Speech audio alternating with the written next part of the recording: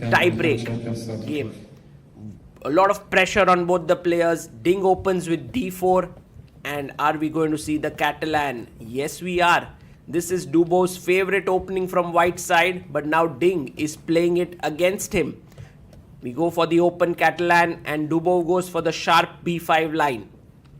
b4 played, and now the normal move here is knight d2 to take this pawn, but Ding goes knight bd2 and now takes on c4. The pawn is pushed to c5, breaking in the center. Knight e5 would lead to bishop takes g2, so Ding takes the pawn. Bishop e4 is played, attacking the queen.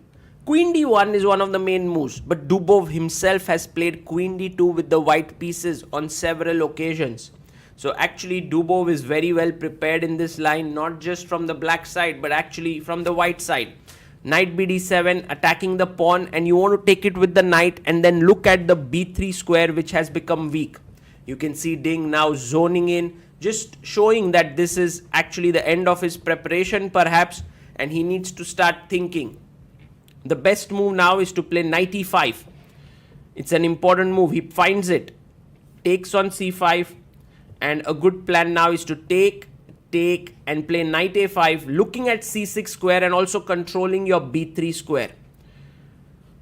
Let's see if Ding trades the queens or not. He has 2 minutes 12 seconds, while Daniil already has built a minute's edge on the clock. Look at him calmly swiveling his pawn there.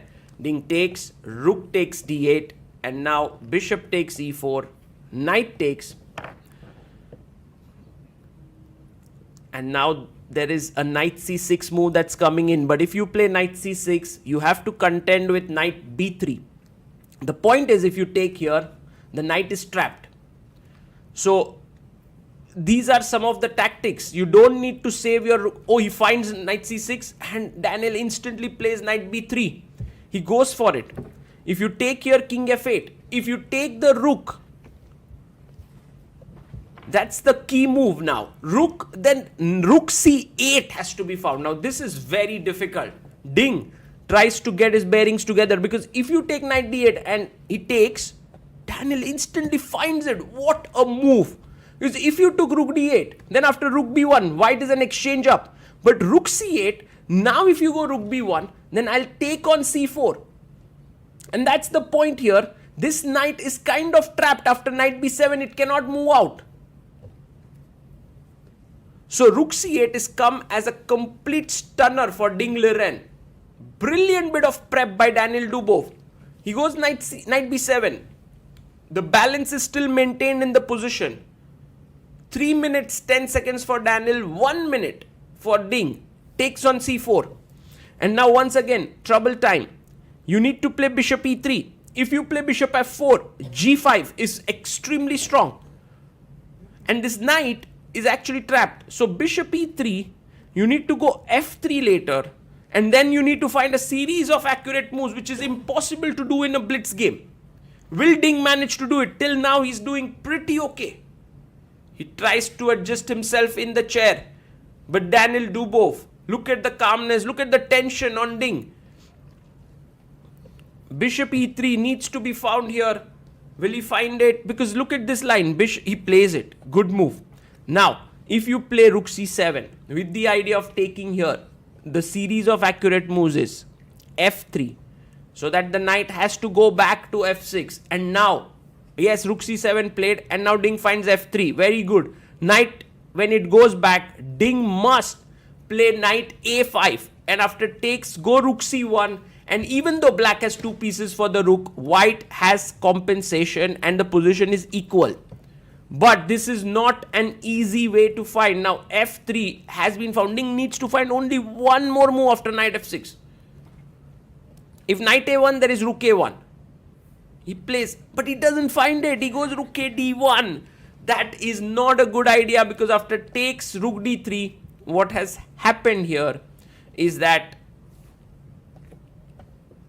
check king g2. Black has 2 pieces for a rook and a completely winning position.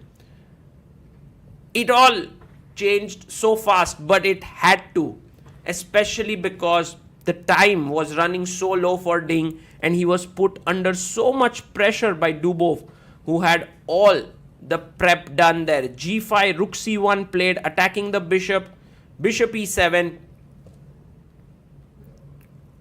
and now white's rooks are actually powerless. They have the open files, but there's nothing much to attack, and black can calmly improve the position. King g7, knight could jump to d5, knight could also move here to c5. He goes king g7. This is easy stuff for Daniil Dubov. And if you see on the third board, a draw has already been agreed between Andrekin and Yu Yangyi, while all other players are still playing. Rook c6 played, and the knight goes back to d7. He goes rook d4, but slowly Daniil Dubov now can go knight c5, attacking the a4 pawn. a5 is also possible. He first plays bishop f6. Rook comes back, but Ding is down to last 9 seconds. Daniil has 1 minute 40 seconds. This game just shows the power of opening prep. b3 played, and now a5, and if rook b4 followed by knight c4, that should be game over. He first goes a6, and Ding plays h3.